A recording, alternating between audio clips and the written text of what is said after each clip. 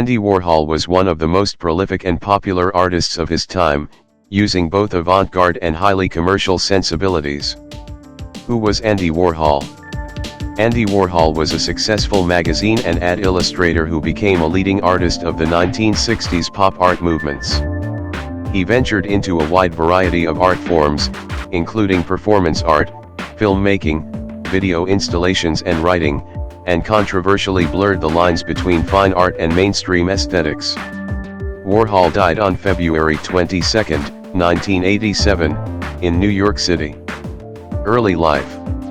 Born Andrew Warhol on August 6, 1928, in the neighborhood of Oakland in Pittsburgh, Pennsylvania, Warhol's parents were Slovakian immigrants. His father, Andrzej Warhol, was a construction worker, while his mother, Julia Warhol, was an embroiderer. They were devout Byzantine Catholics who attended Mass regularly and maintained much of their Slovakian culture and heritage while living in one of Pittsburgh's Eastern European ethnic enclaves. At the age of 8, Warhol contracted chorea, also known as St. Vitus's dance, a rare and sometimes fatal disease of the nervous system that left him bedridden for several months. It was during these months, while Warhol was sick in bed, that his mother, herself a skillful artist, gave him his first drawing lessons. Drawing soon became Warhol's favorite childhood pastime. He was also an avid fan of the movies, and when his mother bought him a camera at the age of 9, he took up photography as well, developing film in a makeshift darkroom he set up in their basement. Warhol attended Holmes Elementary School and took the free art classes offered at the Carnegie Institute, now the Carnegie Museum of Art, in Pittsburgh. In 1942, at the age of 14, Warhol again suffered a tragedy when his father passed away from a jaundiced liver. Warhol was so upset that he could not attend his father's funeral, and he hid under his bed throughout the wake. Warhol's father had recognized his son's artistic talents, and in his will he dictated that his life savings go toward Warhol's college education. That same year, Warhol began at Schenley High School, and upon graduating, in 1945, he enrolled at the Carnegie Institute for Technology, now Carnegie Mellon University, to study pictorial design. Pop art. When he graduated from college with his Bachelor of Fine Arts degree in 1949, Warhol moved to New York City to pursue a career as a commercial artist. It was also at this time that he dropped the A at the end of his last name to become Andy Warhol. He landed a job with Glamour magazine in September, and went on to become one of the most successful commercial artists of the 1950s. He won frequent awards for his uniquely whimsical style, using his own blotted line technique and rubber stamps to create his drawings. Camel soup cans. In the late 1950s, Warhol began devoting more attention to painting, and in 1961, he debuted the concept of pop art paintings that focused on mass-produced commercial goods. In 1962, he exhibited the now iconic paintings of camel soup cans. These small canvas works of everyday consumer products created a major stir in the art world, bringing both Warhol and pop art into the national spotlight for the first time. British artist Richard Hamilton described pop art as popular, transient, expendable, low-cost, mass-produced, young, witty, sexy, gimmicky, glamorous, big business. As Warhol himself put it, once you got pop, you could never see a sign the same way again.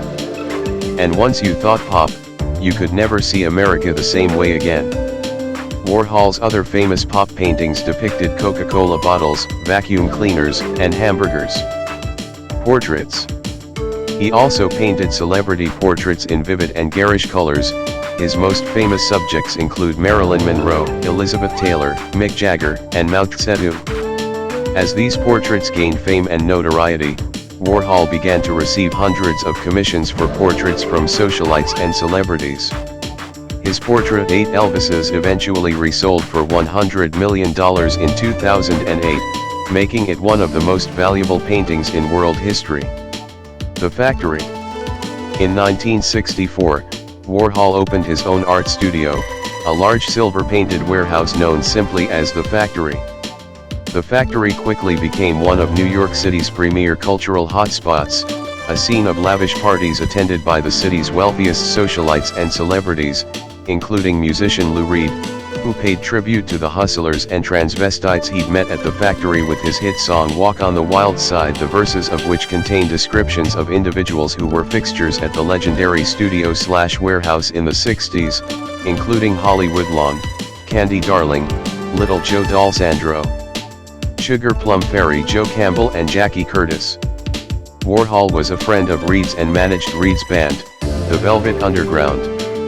Warhol, who clearly relished his celebrity, became a fixture at infamous New York City nightclubs like Studio 54 and Max's Kansas City. Commenting on celebrity fixation, his own and that of the public at large, Warhol observed, "More than anything, people just want stars." He also branched out in new directions, publishing his first book, Andy Warhol's Index, in 1967. In 1968, however, Warhol's thriving career almost ended. He was shot by Valerie Solanas, an aspiring writer and radical feminist, on June 3. Warhol was seriously wounded in this attack. Solanas had appeared in one of Warhol's films and was reportedly upset with him over his refusal to use a script she had written. After the shooting, Solanas was arrested and later pleaded guilty to the crime. Warhol spent weeks in a New York hospital recovering from his injuries and underwent several subsequent surgeries. As a result of the injuries he sustained, he had to wear a surgical corset for the rest of his life. Warhol books and films. In the 1970s, Warhol continued to explore other forms of media. He published such books as The Philosophy of Andy Warhol, From A to B and Back Again, and Exposures.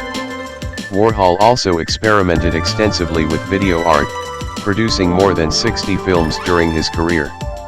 Some of his most famous films include Sleep, which depicts poet John Giorno sleeping for 6 hours, and Eat, which shows a man eating a mushroom for 45 minutes.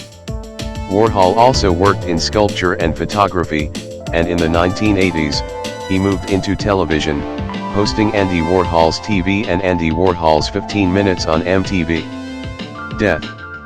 In his later life, Warhol suffered from chronic issues with his gallbladder.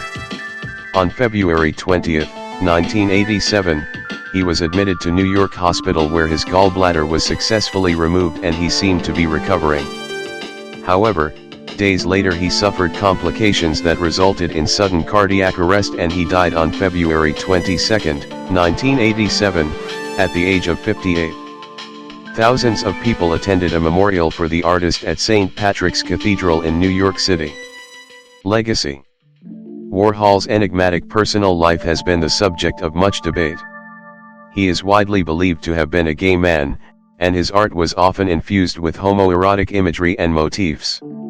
However, he claimed that he remained a virgin for his entire life. Warhol's life and work simultaneously satirized and celebrated materiality and celebrity. On the one hand, his paintings of distorted brand images and celebrity faces could be read as a critique of what he viewed as a culture obsessed with money and celebrity. On the other hand, Warhol's focus on consumer goods and pop culture icons, as well as his own taste for money and fame, suggests a life in celebration of the very aspects of American culture that his work criticized. Warhol spoke to this apparent contradiction between his life and work in his book The Philosophy of Andy Warhol, writing that making money is art and working is art, and good business is the best art. The best art.